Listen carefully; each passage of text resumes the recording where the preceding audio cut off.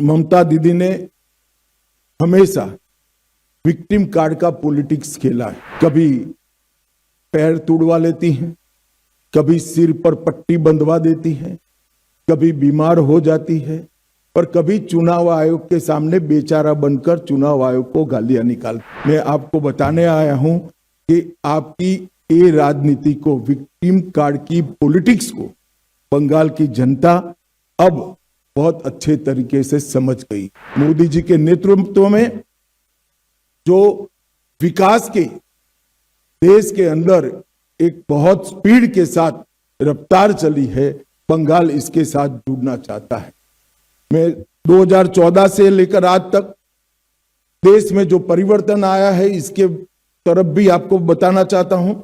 15 में पहली बार जम्मू कश्मीर में एनडीए की सरकार बनी, 16 में हमने पहली बार आसाम में सरकार बनाई, 17 में हमने पहली बार मणिपुर में सरकार बनाई, हरियाणा में हमने पहली बार सरकार बनाई, अरुणाचल में पहली बार सरकार बनाई, 18 में त्रिपुरा में हमने पहली बार सरकार बनाई, 24 में हमने ओडिशा में पहली बार सरकार बनाई और 26 में प्रचंड बहुमत के साथ भारतीय जनता पार्टी बंगाल में सरकार बनाने जा रही है।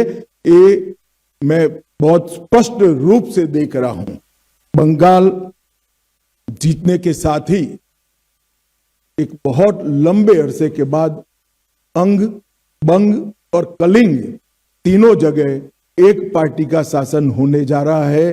बिहार में भी एनडीए का शासन है, उड़ीसा में भी भाजपा सरकार है और अब बंगाल में भी भाजपा सरकार आएगी। तो एक प्रकार से पूर्ण बहुमत की सरकार बंगाल के विकास की गारंटी है।